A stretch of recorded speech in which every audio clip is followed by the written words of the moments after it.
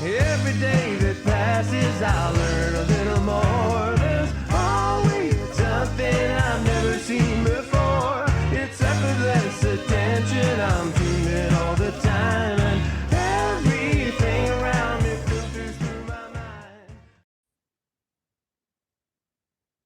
Okay, hi, Father Bill. Welcome to Death is My Life podcast. How are you today? I'm doing very well, thank you.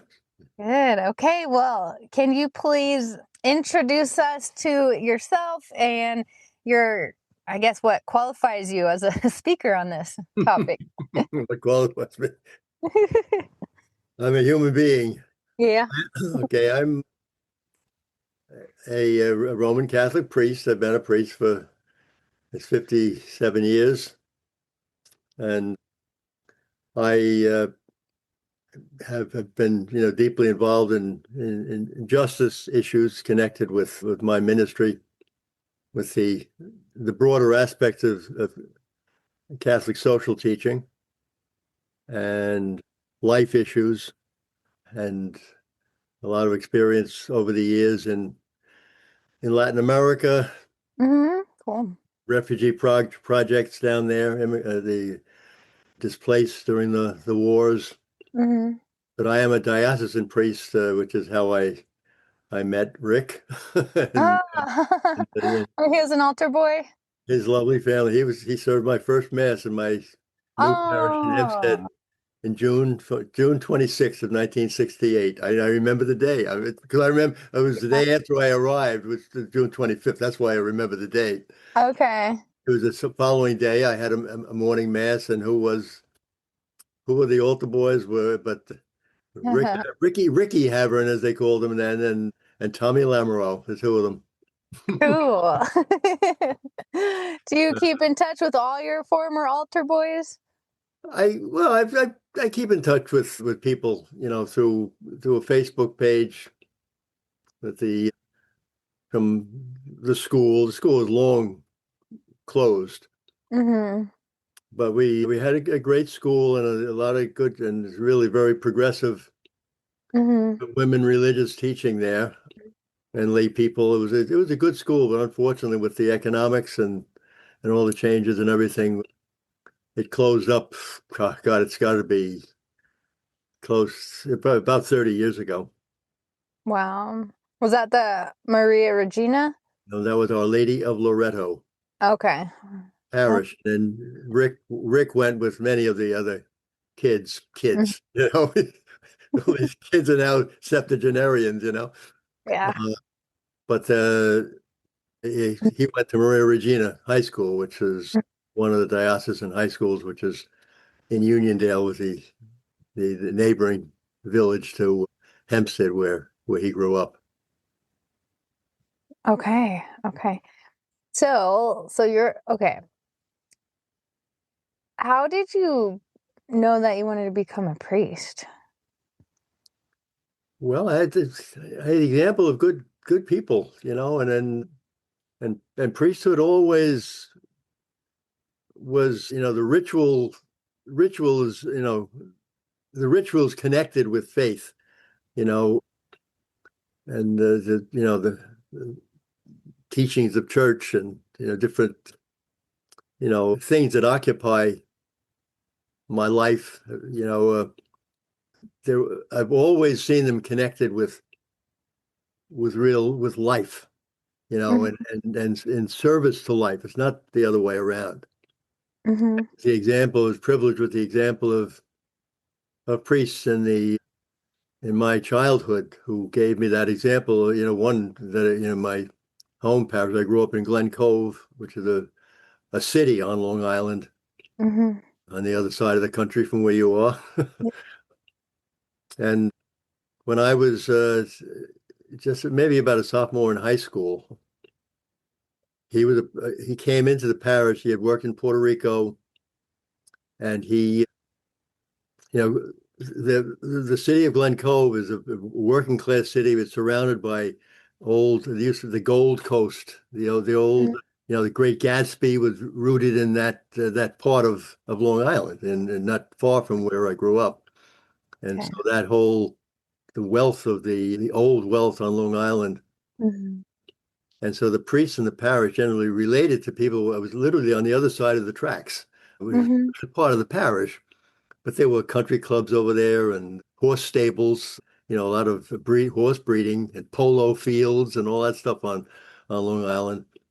And but along comes this young priest, and he related across the tracks, but he realized, oh, we have horses, and you have wealthy people who own horses. You also have people who work to care for the horses, and it's not the wealthy people. So, Yes. and it would be people that he was, as I say, he had worked in Puerto Rico in his Mm-hmm. very early years and from the early 50s. Mm-hmm. And and that and that just was the coolest thing to me. Mm-hmm. He reached out to them and he started what was really the first ministry into to day laborers, workers, Mm-hmm. horse stable Mm-hmm. hands, the Hispanic, mostly Puerto Rican at that point, guys who were hired in groups that would come up and work for a period of time and live literally in shacks by the barn and all that stuff. So Mm-hmm. he introduced me to that, and that was really great. So that kind of thing, and others in my life with, and then I also, I don't know whether you've ever heard of Father Dan Berrigan, the Berrigan brothers, two priests, and they were very active in the peace movement. And I had the privilege of meeting Father Dan Berrigan, who was a Jesuit and was very progressive, and was he gave a program. It would have been 1962, you know, Mm-hmm. and uh, and I was was invited to it, and he was talking about the growing problems in what he referred to as Indochina, which was Vietnam, Mm-hmm. Vietnam War that was Mm-hmm. developed.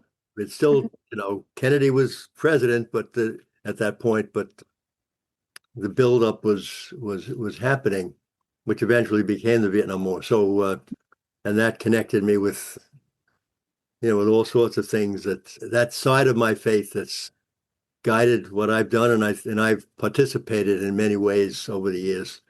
So that's what caused me to become a priest and helped me to remain working after 57 years, doing the same. Yeah.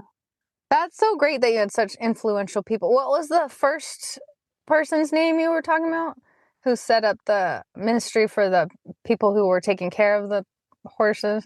That was Father Fred Schaefer, Okay. as in Schaefer beer. And he was just the coolest guy. He was a brilliant guy, an amazing gourmet cook, Mhm. just a great, big personality. Cool. But the basis of faith is Jesus saying, whatever you do for the least of those among you, you do for. Hmm. That's where you find God, not Hmm. done. And rituals like mass, prayer services, all this, blessings, sacraments, and all that sort of stuff are not supposed to be ends in themselves. They're supposed to be helping us to be better human beings together with all others, as the scriptures teach, the image and likeness of God. That's the words from the Jewish Bible, from the book of Genesis, which is the beginning of the Christian Bible also. Okay. So you saw what kind of priest you wanted to be, and you became that, and you do a lot of service work. Yeah, yeah. Um, And I'm still, and then I was able to, I was invited at the end of my, just after 5 years in Hempstead. I was scheduled for a change, but a really vibrant priest, by the name of Father Andy Connolly, uh, called me, I didn't. I was amazed that he even knew my name, because he was 20, almost 20 years older than me. mhm. No, I'm not that 20. I was 12 years older. But anyway, but at that point, a guy who's been ordained 12 years was much older man than your viewpoint, as you're a kid starting off in Yeah. your mid 20s. Anyway, but he had been a principal in the one of the in the another of the diocesan high schools, along with Maria Regina. He was in Holy Trinity, which was in Hicksville, is in Hicksville. Mm. And but when Martin Luther King was assassinated in April of 1968, which was just before I was ordained, he asked the bishop if he could be taken out of the school, and he wanted to work in the ministry with African Americans. And there's a parish in Wyandanch, which was considered a very poor parish, very heavily African American.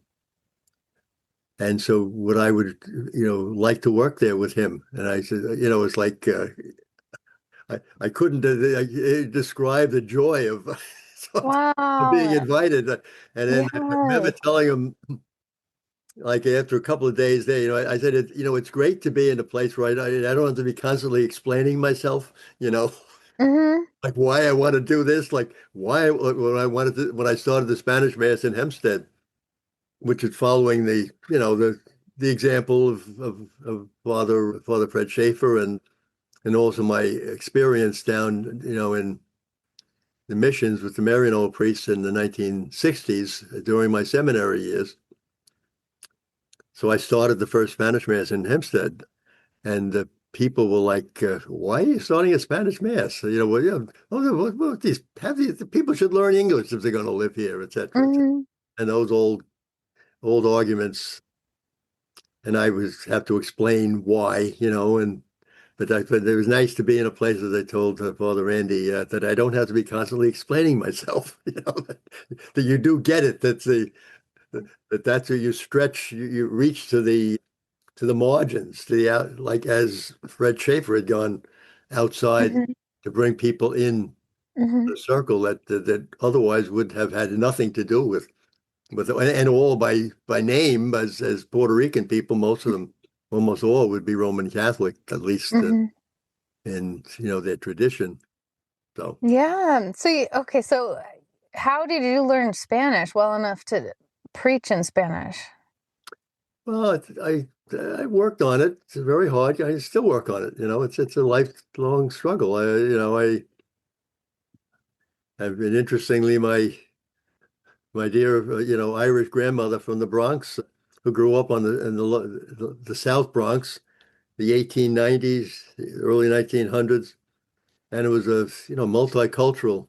So she learned a bunch of languages, and she knew how to say things, and she called us names in Yiddish and Spanish, and he just I remember the first expression that I learned, which is sort of a a slang kind of a thing. He said, "You're loco in el coco." I said, "You're crazy in the head," with the coconut. You know, Your grandmother would tell you that? my dear May Barry, yeah. So she was a rip. But then and then the inspiration of Father Fred, and then I do have a gift. I'm musically inclined, which is helpful in learning languages, and pronunciation, and being able Mm-hmm. to do things like that. And so, but I really worked on it. And I still do. And I still do refresher things on the internet, and Mm-hmm. I constantly reading, and I even sometimes watch an old movie of some kind with and you listen to Mm. the Spanish, and Yes. to live in that world. But that was, but I went the 1964, 5, and 6 during the summers up here. I went to South America. Cool. Took the time. We got few of us got permission from the bishop. We were in the seminary Mm-hmm. during the summer to raise the money to go down and fly down and fly back, and we didn't have any expenses down there. We were Mm-hmm. working and helping out in parishes, which was an amazing experience in Peru, and in a developing area of Lima for 1 year, and then up in the mountains in a Cool. heavily indigenous area. and then in southern Chile with pure campesinos, working in the vineyards and Mhm. with high, what do you call it, illiteracy and a lot of alcoholism and all this stuff. I mean, the stuff that was, but and working with people whose mission was to, to try not just to be going through saying mass and doing these rituals, but that we know the meaning of it. The meaning is to help form people to, to be able to live out the tenets of the gospel in terms of, love God above all things and love your neighbor as yourself, you know. And that's from the Jewish Bible. That's not that's from the Old Testament. So, Okay, so what does it take? Well, okay, I better keep us on track. I have so many questions about all that. I love it. I love South oh, America and the shoot the whole Latin question. culture, but Yeah. Well, I'm full of I got 100 stories, a million of them, and yeah, whatever. I'll have to revisit that part of it with you. But I invited you on so you could share your perspective about the dying process and afterlife. Hmm. So, do you have like, I don't know how the rules are. Do you have to agree with everything that is like the Catholic protocol, or can you have your own opinions? Do you have to preach them? Like, how does that work? Or you just are a priest because you're in alignment with it? Well, what I do, I believe what the Catholic Church teaches. Hmm. But I take, you go beyond that or within it, so it's like two different dimensions. Hmm. That, like the gospel speaks about heaven.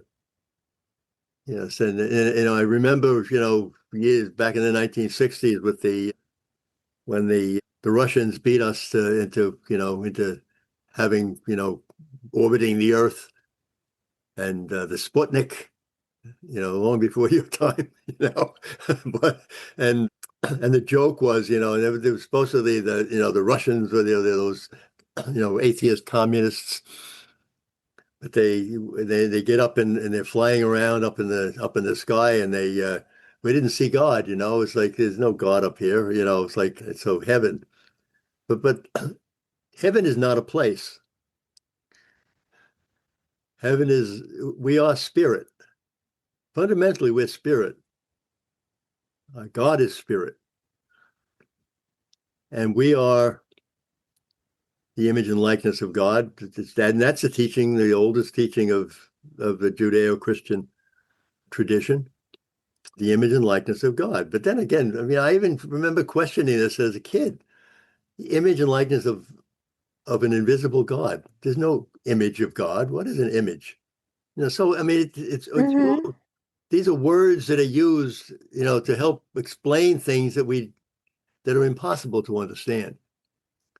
Totally, to be able to describe and decipher and but people speak about going to heaven, and the image, will my puppy be in heaven, and all these Hmm. things. And and all these kind of from silly to very profound questions that have, people, who lose a child, and they there's no explaining the thing away. Uh, Hmm. but I don't play in words. I'm a wordsmith. I study language. I mean, I not just Spanish, but Italian, French, English certainly, and I try to even look at the roots of words or where they came from. So I'm that just fascinates me. That Hmm. the way people communicate and craft ways of sharing ideas, which but none of it really is the idea. You know what I mean? It's and and so yes, I believe what the church teaches, but I also understand that the way it's taught is leads to inaccuracies. And I think there's other ways, that I've tried to in my own life and continue to try to help people to understand. It's like people who die. I say don't start using the past tense. The past tense they were. They are. They're with you in a different way.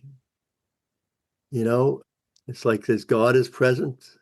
They are with God, therefore they are with you. God is with you, therefore they're with and there's no and I have examples. I mean, I can talk of about where people have actually experienced people who have gone, and even Yeah. yeah, Yeah. Sure. That sounds yeah. great. But even if you don't, it's just to know it can give you a consolation and the feeling of that they're still in your life and they still inspire you.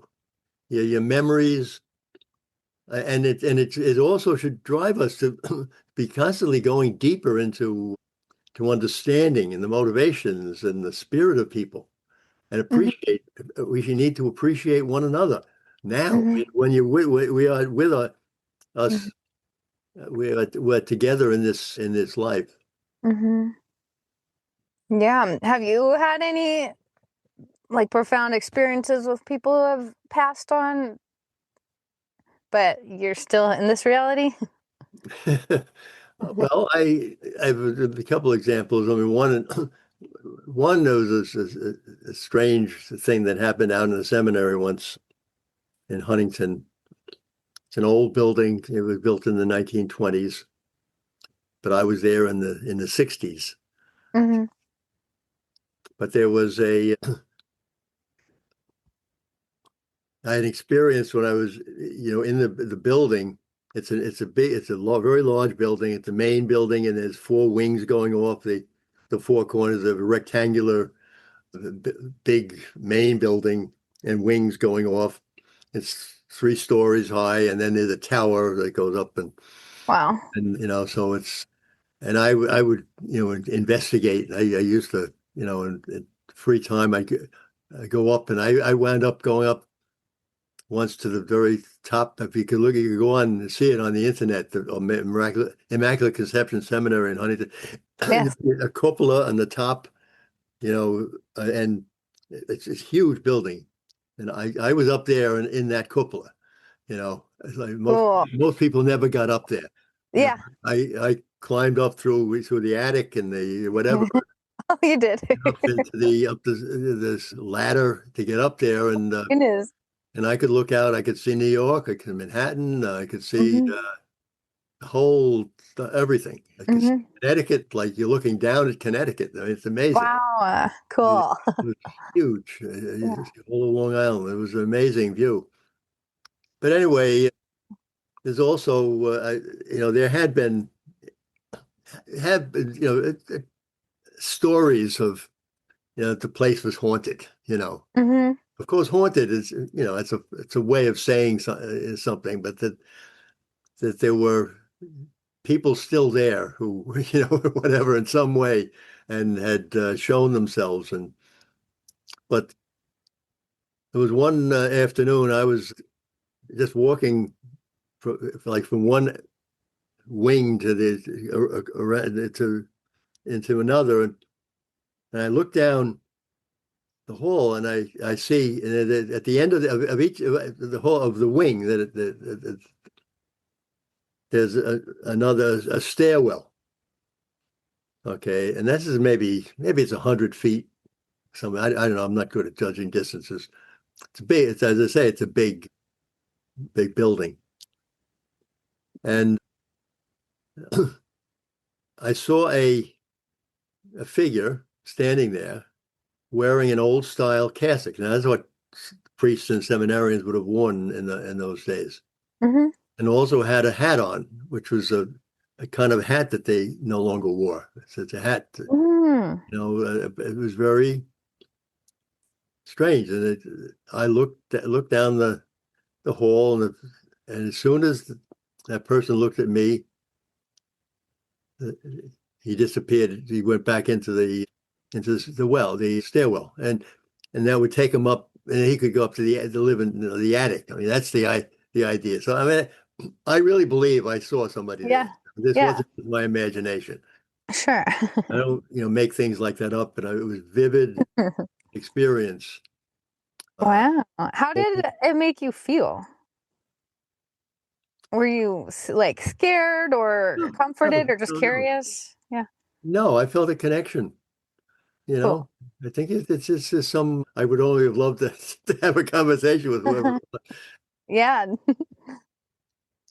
But that those I've heard of other stories, and another one that's been more recent is one of my brothers went over to Ireland last year, Mhm. and he with his wife, and they were on a tour. They arrived in Dublin. It was a long flight and everything, and airport, and so she wanted to rest a little before they went out to walk around the city.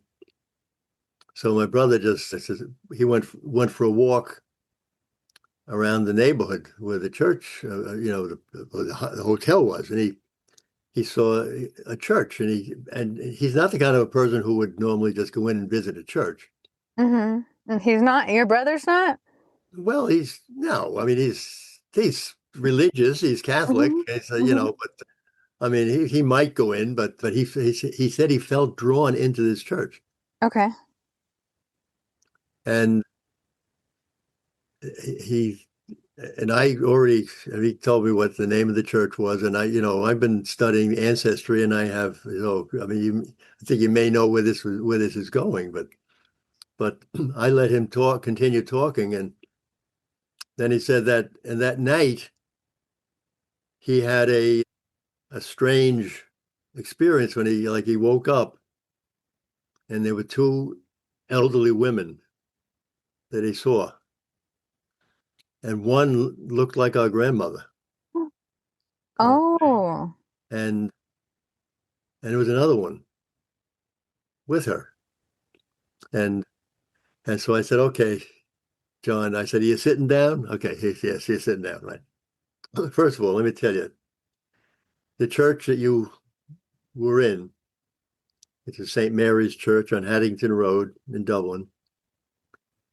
November 14th of 1859, our great grandmother was baptized there. Whoa. And Bridget Bridget Barry. oh my gosh. Bridget O'Brien. No, her married name was Barry. Bridget O'Brien.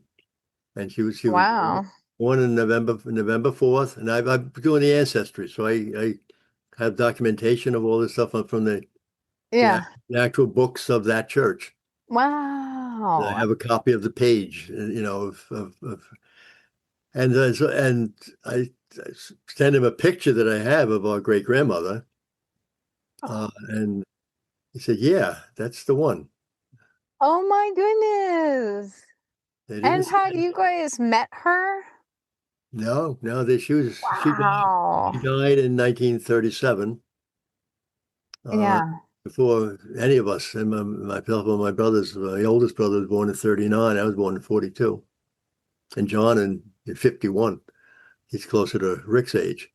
Uh, Wow. so Ooh, that's such a cool story. yeah, I know it's just amazing, and but I really believe, and I feel the presence of these people. I've been learning about who they were and where they were from, reading the stuff on census records and even newspaper articles that I've come across, obituaries,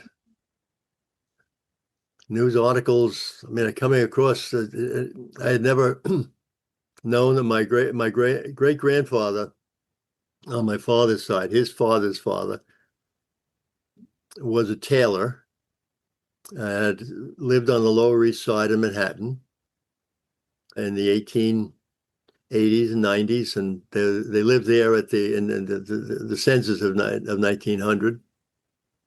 And he but I came across an article where he was arrested for putting up flyers supporting a boycott against the sweatshops, Oh my God, that labor service work of is the in your immigrants, blood.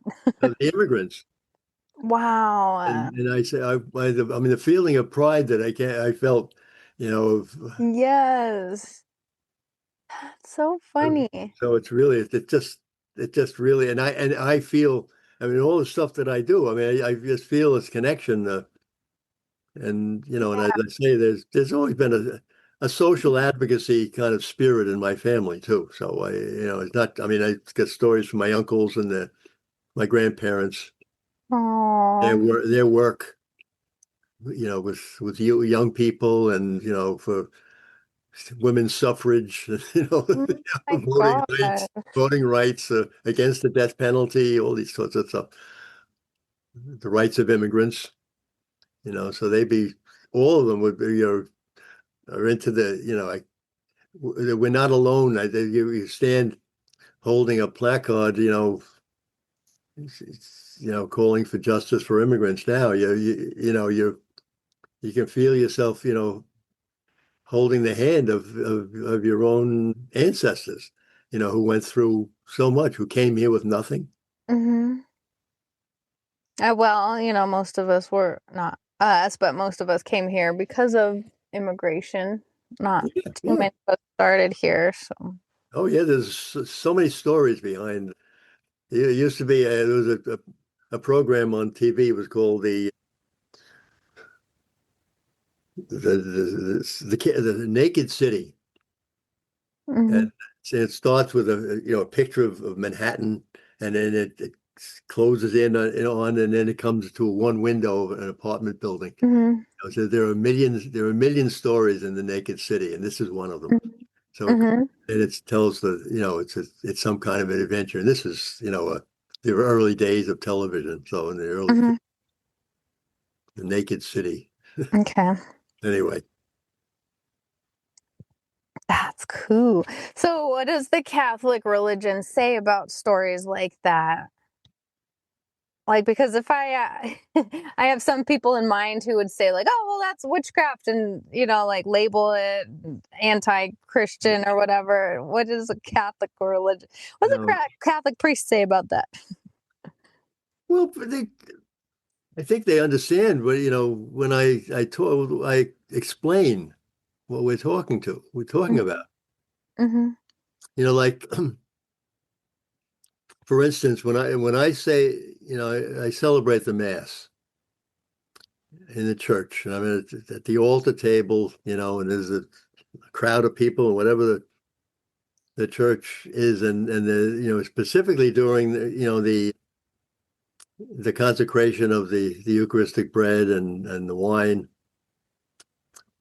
I feel, and not just I mean, I feel, but I acknowledge that I am really not just in just doing something that Jesus did a couple of thousand years ago, but I am actually in that eternal moment, a timeless moment, which is there's two ways of looking at time. It's and the Greeks have two words, chronos and kairos.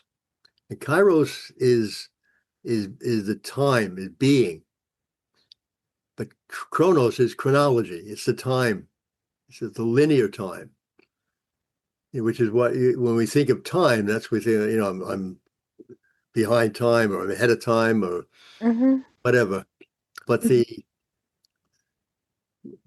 Jesus, and then even in the scriptures, when you realize, I mean, Jesus was born, but it's very confusing, the language, Mm-hmm. in terms of the Son of God born, the birth, it began, his life began, but he somehow pre-existed that, you know, Mm-hmm. you know.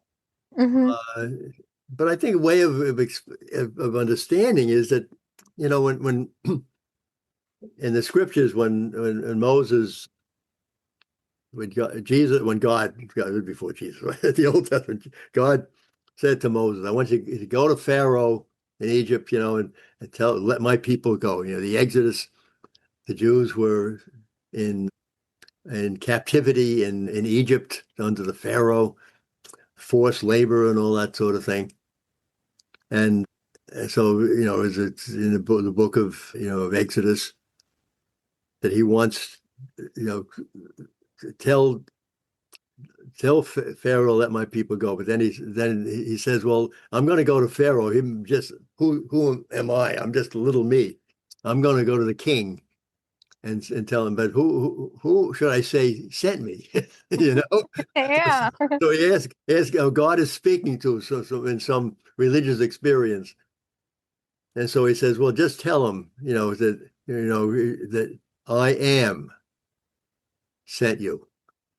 You know, Hmm. I am. That's the name,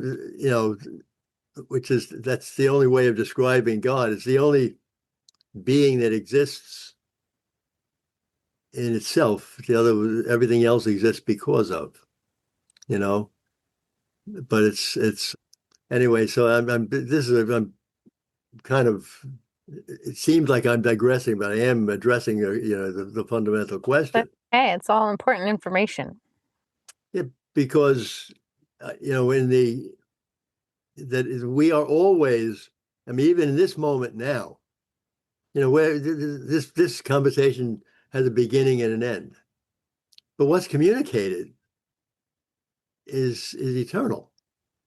We communicate knowledge, experience, we communicate spirit,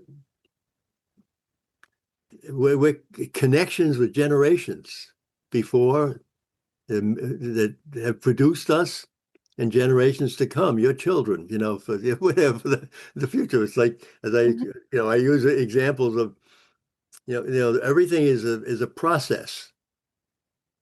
Like springtime, we have the planting of seeds. Well, seeds come from other plants, and you can trace that back to the beginning of time, Mhm. that species, and that seed contains the future for for that species. And many of those seeds will take root, but it needs the earth. It needs people to sow the seed. Mhm. It needs so it's all this collaboration that happens but you're taking, these are eternal truths lived out in time, and I just feel that right now. I mean, you just feel this before and after, you know, and the mass that I'm there at the altar. This is I'm not speaking for, but he is speaking. You know, this is living, as he says, do this in remembrance of me. So the remembrance is not just in a thought of something that has been, that was, but that is, and can motivate us, to always, wherever you are, you're facing conflict, difficulty. Mhm. Do a lot of, I've done a lot of work over the years with people have gone through, traumatic experiences, Mhm. and how they maintain hope, Mhm. and to be a hopeful person, and, Mhm. and how to not only survive but to flourish. Mhm. And that's hard. Like when you're going through a trauma, it feels like you are very alone physically and spiritually. Absolutely. Mhm. And that's the meaning of that's why what church communities, a gathering in my work in Latin America, what they call the base communities. This was a concept that developed, maybe, started maybe 50, 60 years ago, but taking, but that making the church more local, the faith community, to nurture faith and to be able to then, through, to observe, to judge in terms of faith and tradition, and act, do something. you see a hungry person, what do? You feed the person. It's like, it's not, I mean, that's what Jesus said, at the end of Matthew's gospel, Matthew 25, 25th chapter of the gospel. He's, talking about the judgment at the end of the world. It was the king. The king will sit, and all the nations will be drawn before the king, and the king then and he will divide them into two. And he said the ones on his left, the ones on his right, the ones on his right, he will be you know, blessed are you, enter into the kingdom. For when I was hungry, you gave me to eat, etc. That whole thing. And the ones on his left is, well, when I was that you did not do it. And he said, then one. So when did we see you hungry? And you say, well, it's that the hungry. It was when you gave that help to the least, the one least deserving, seemingly least deserving of it. You know, that was me. You know, Mm-hmm. I mean, and it wasn't just that it made me happy, but he identifies, and that's the same thing. That's the kind every every immigrant. I mean, that's the way I mean. I see the world this way. Mm-hmm. It's the Kairos. It's the eternal moment of God, and or everyone. When I this past Sunday, we have the presentation of newborn babies at the mass, Mm-hmm. and it's a big tradition among the Spanish, but it's the first time I've done it in an English mass in a long time. But people ask for it, and the baby is 40 days old, and I hold the baby up, and the baby's name was Leander. It's an interesting name, and I just say to the people, this is the newest image and likeness of God we have in this for this community, and to celebrate that, and then the blessings on the family to have the resources and the necessary of love and stuff, to bring this child to be the person that he was made to be, you know, Mm-hmm. that think of the talents and everything else that's in this little kid. But and think of how many others in my life, and I lived in refugee camps in Central America, so I saw lives that were wasted, you know, Mm-hmm. attrition, children died, uh, Mm-hmm. and it's just so inherently unfair. But it's because of the structures and the war that was going on and the displacement of people. And we're still reaping the whirlwind of all that stuff now. And of course, the simplistic, cruel solutions of our government are particularly reprehensible. So, what if somebody wants to help, like, but we also have restricted resources and like when I'm driving, okay, I would love to help everybody who's got a sign on the street corner, but then it's like over and Yeah. over, like almost every corner. So how can we help and how can we pick and choose? And then I feel guilty giving something to one guy and not the next one, and then it's just a spiral and I do nothing. Well, you make, you certainly do what you can in a situation to help a person. I mean, Hmm. you try to become a person who's got the antenna up, in Hmm. that particular way. Another example that I use is, when I was down in Central America, we used shortwave radios Hmm. to the communication, and then to follow the battery powered little radio. And there was the campesinos had a communication network via shortwave radio, but it was always difficult. It was, the band. Well, you turn the dial. It was such a small part of the the quadrant, the whole the thing of your Hmm. stations, and most of the stations was all this nonsense of crazy music or whatever, but a lot of loud stuff. But there, I said you'd have to go through all that, and then you come to that little point, and then but you be careful not to go past it. In other words, it takes an effort to to to see God in the world. God is hidden in all. I mean, in all these the horrors of the world that you've got to be train yourself to be sensitive, and then is this some small maybe things that you can do, but then that there's like two things that people do, the mobilization and organization. The mobilization is easier.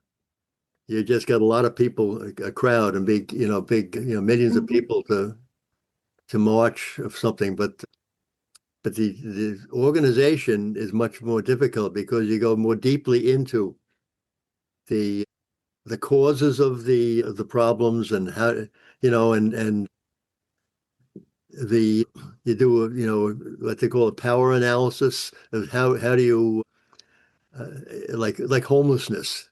We want to get low cost, affordable housing.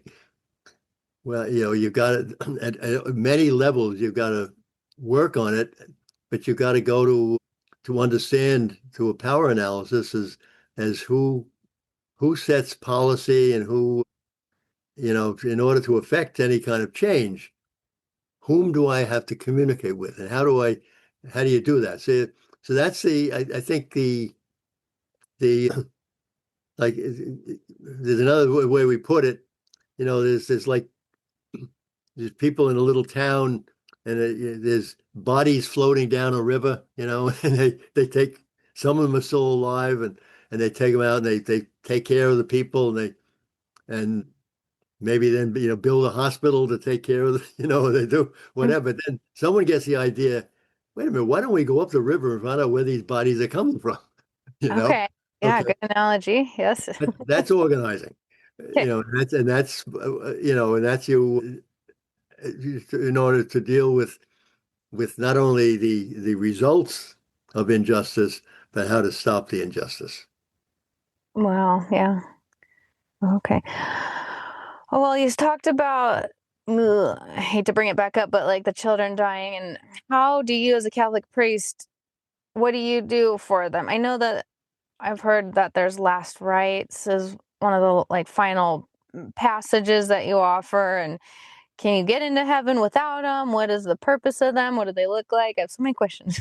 Just scrap that language. Okay. Okay. And that's really, if you really go into the church teaching, it's all, I mean, these are the fundamental teaching of of who is saved and who is not saved. Is it's centered in that 25th chapter of Matthew's Gospel. When I was hungry, you gave me. It's not that somebody said a prayer over you or particular like that, or the anointing. But the symbolism of the anointing is important. I mean, those kinds of things are good, but in like that's not what causes a person to be quote unquote saved.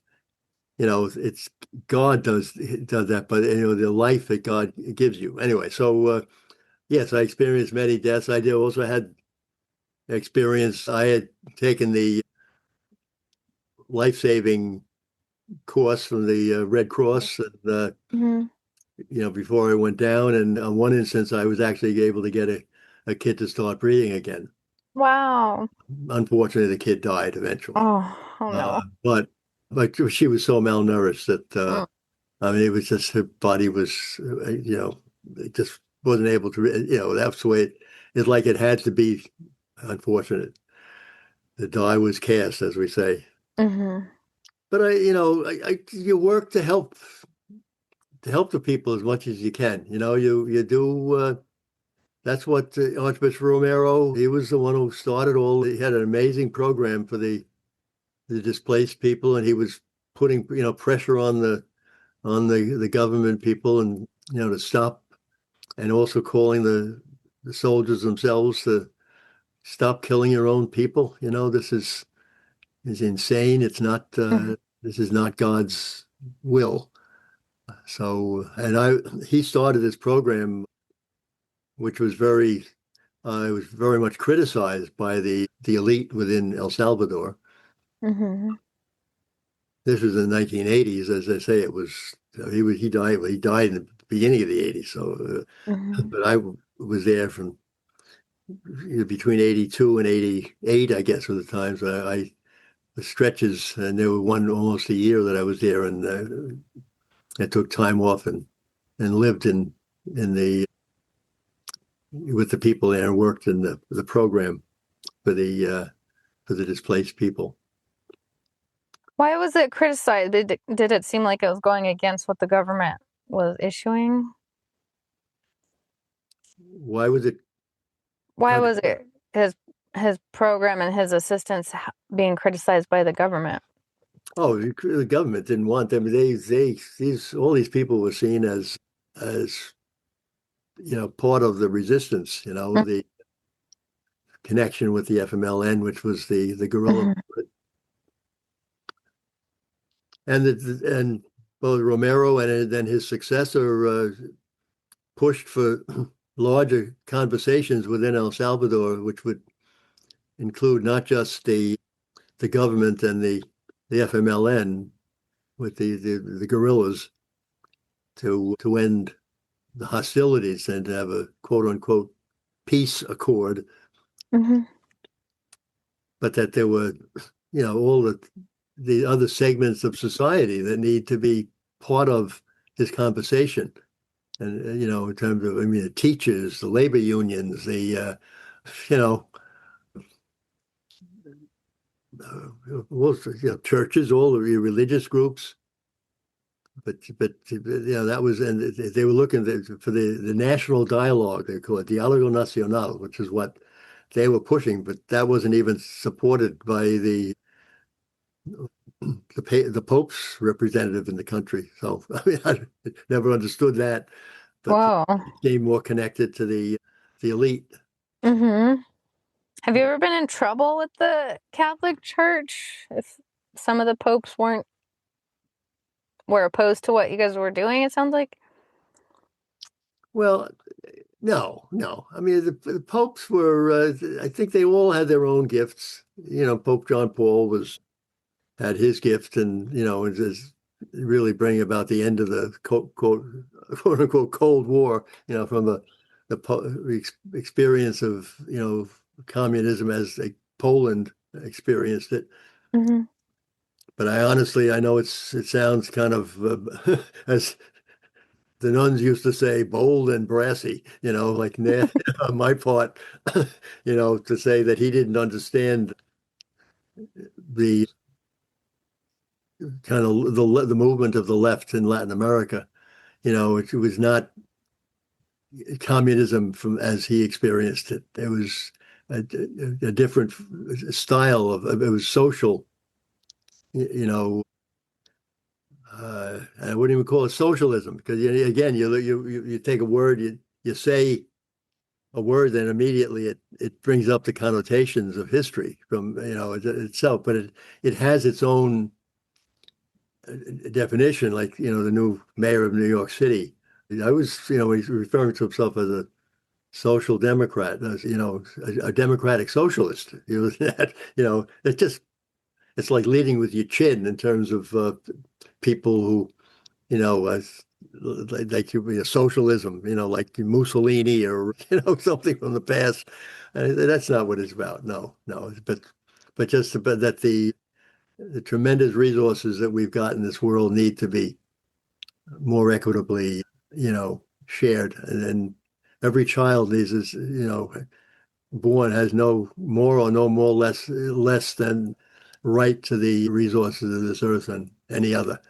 But that's just never the way it happens. But Mhm. we should be working to make that difference because we live in the Kairos. That's the timeless moment, which has to be lived out in chronological time. Yes. Yes. Okay. I'm taking it all in here. Good luck. Oh, goodness. I remember in where did you do my Uncle Mickey's funeral? Have you done any of my family members' funerals? Yeah, I've done Because I've all. been to. I did all of them. I did his. I did. You know, your grandmother and grandfather, Hmm. and I did Mick's funeral. I can't remember. I've only been to one of them, and I think it was Mickey's. Yeah, yeah, Yeah. yeah. Yeah, it was over at St. Francis of Assisi Parish. And no, his was in, oh God, what's the name of that town? Comac, uh, Comet. Christ the King Parish in Comac. Okay. Yeah, I did that mass.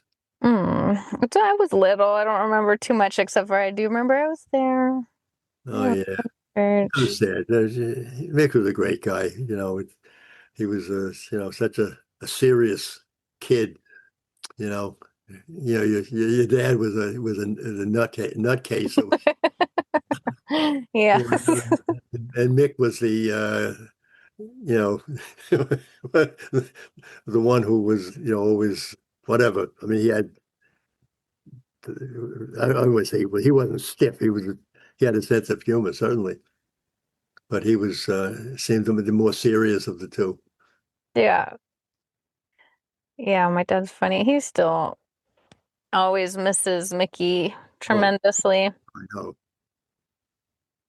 Did you ever see the picture of for, of the folk group in the parish? It was at a rehearsal. It was in 1969. No.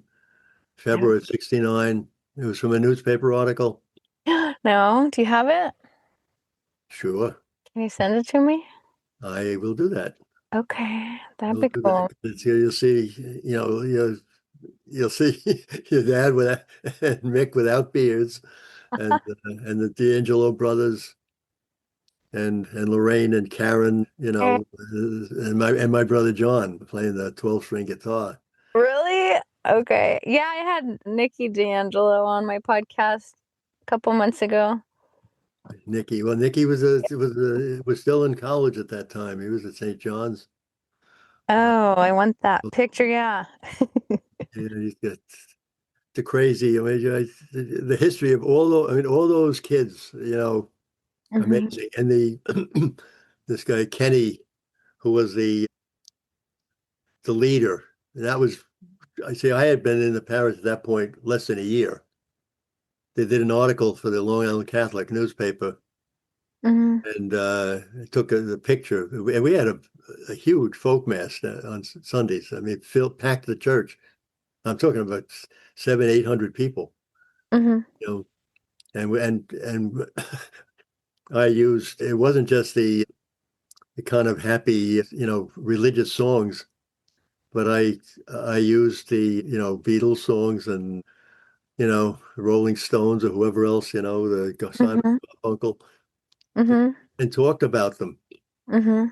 to make the connection. How did this, help us to deal with the time of with all those things that were going on in 1968, 69. Hmm. You had Woodstock, was sign of hope, but you had the build up, to the Vietnam War, Hmm. the kids facing induction into the armed forces, and the civil rights, and Hempstead was a hotbed for that. Hmm. So I talked about those things. So, Are you saying like using pop culture to cope with the difficult times and violence? Well, not so much to cope with, but to understand. The main Hmm. thing, you've got to understand what's going on before you can do something about it. You can't Hmm. be a victim of it.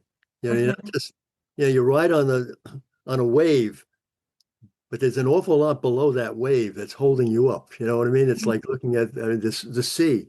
It could be a half mile Hmm. down or a mile down, you Hmm. know, marine life, everything else. But so it's like you got to understand the what was happening in the behind, not just to oppose the war in Vietnam, but why? And why, war is just so wrong, and it's very, you know, it's very reality. So, So how did like the Beatles, how did they help you understand? I don't know the connection, but I'd like to. well, it helped, like a Simon Garfunkel, Hmm. Sounds of Silence, Hello, Yeah. Hello, Darkness, my old friend. I mean, Yeah. I could talk about that for an hour, what that means. Yeah. I think and I don't mean just just just wander around in language, but that helps us. The words of the prophets are written on the subway walls.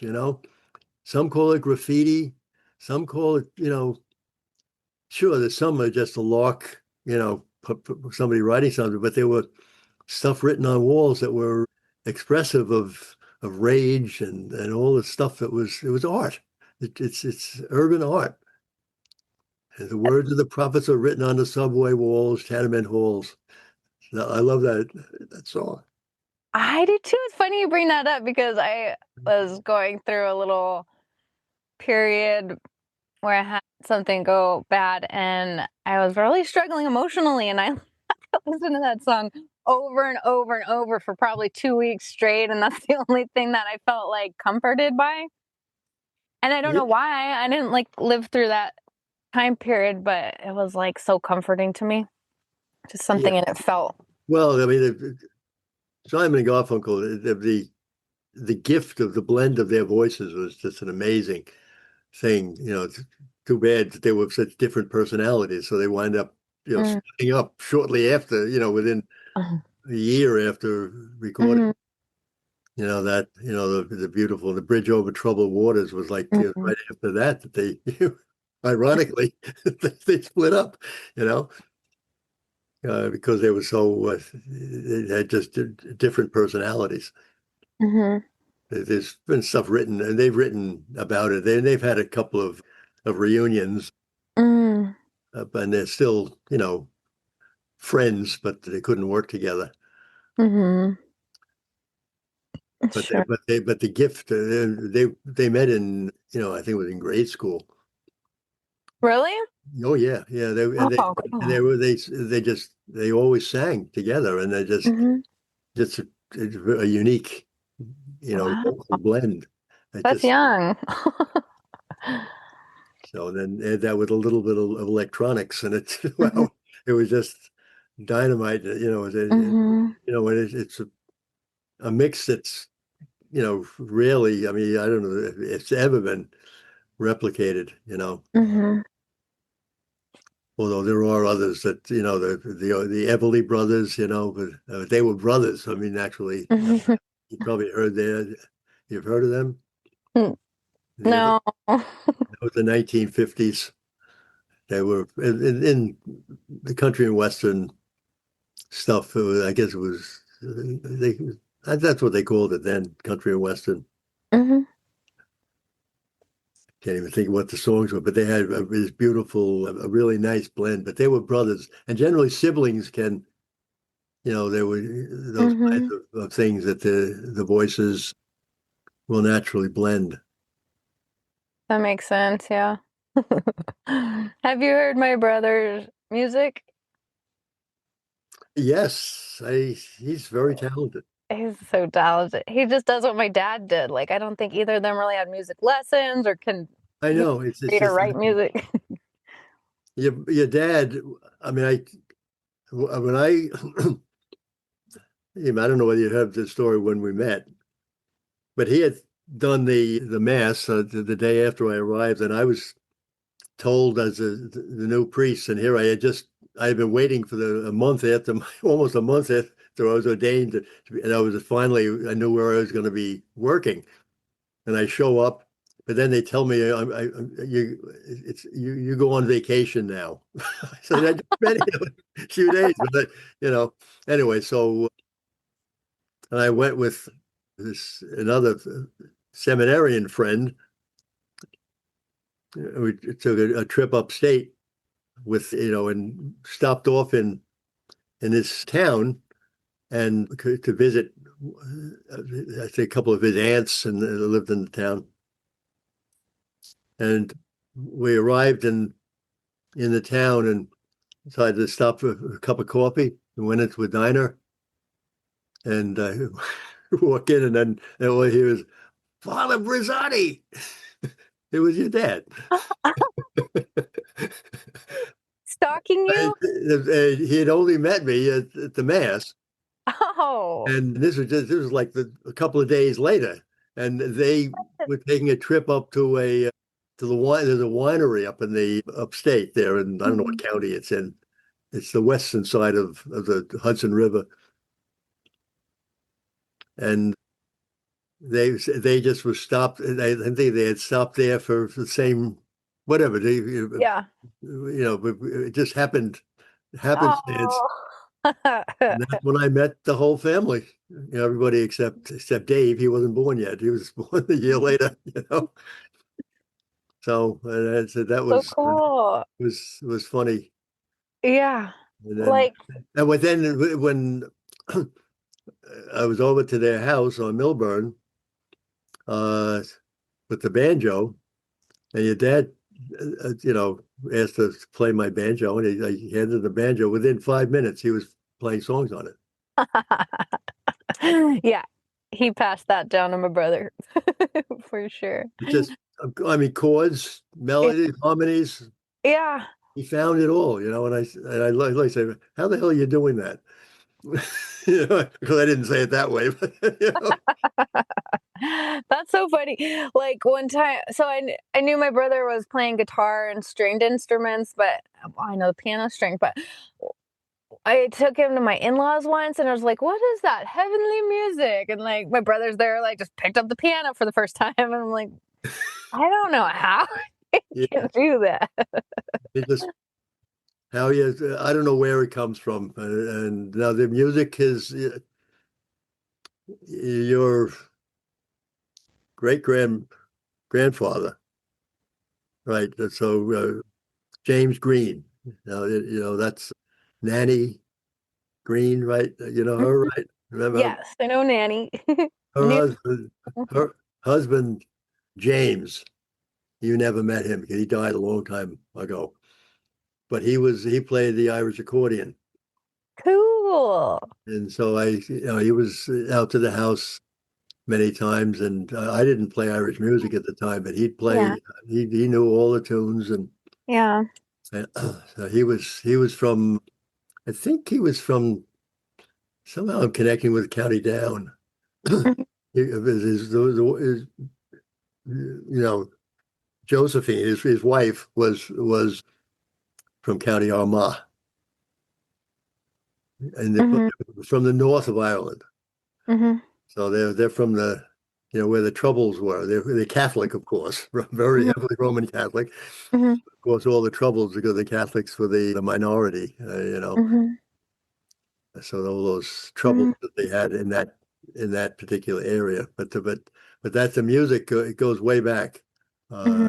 I don't know whether there were other people. There was another uncle who played an accordion, but he played a piano accordion. Oh, cool. Buster. I don't know his name was Buster. Ask your dad.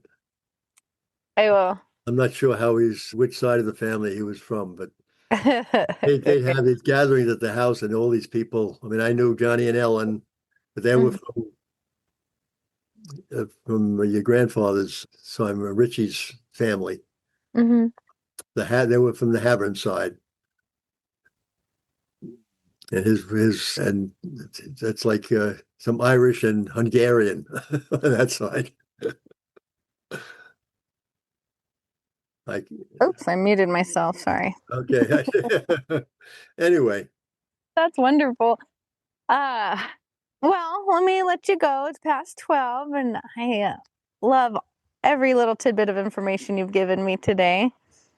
Thank you. well, it's a pleasure. Thank you for asking, and Yeah.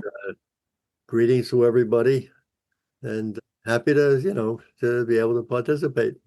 Yeah, yeah, thank you. So we'll go work on doing our service work now. Yeah. Try to start with understanding what's going on, and It's that's hard. the most important thing is really seeing, not just Mm-hmm. superficially, Mm-hmm. but then you need to understand, which requires study and effort. Mm-hmm. It's Yeah. but it's easier to just be kind of immediately respond to your Mm-hmm. ideas and or just go in with prejudices. Mm-hmm. So that's Yeah, it is. So digging deeper. anyway. Thank you. Hey, Send me that picture and I'll I keep in will do touch. that. I got your email, so I'll send it and I'll send Okay. a return email to that. Okie doke. Okay. Thank you so much. Yeah, email me and I'll email you this before I publish it. Okay, thank you. Okay. Thank you. Bye. Bye.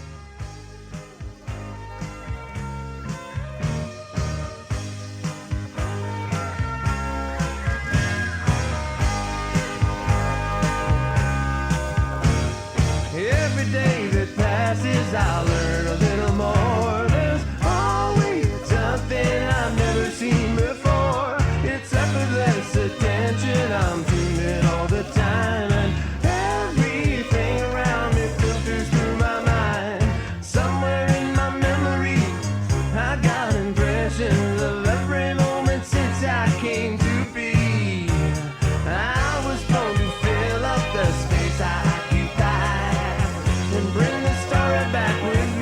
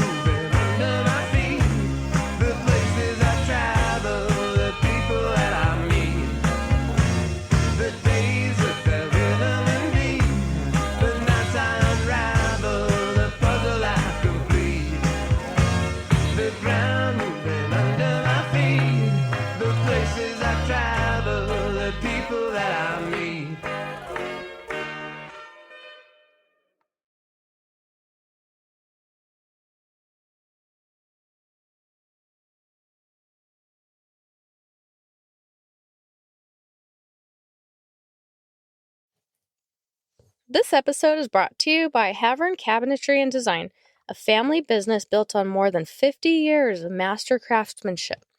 Since 1972, owner Rick Havern has delivered immaculate, custom-built cabinetry and countertops for projects of every scale, from luxury homes to hotels, hospitals, and retail environments. Whether you're renovating a home or outfitting an entire building, their work will exceed your expectations. Learn more or request a quote at haverncabinetry.com. Link in the show notes.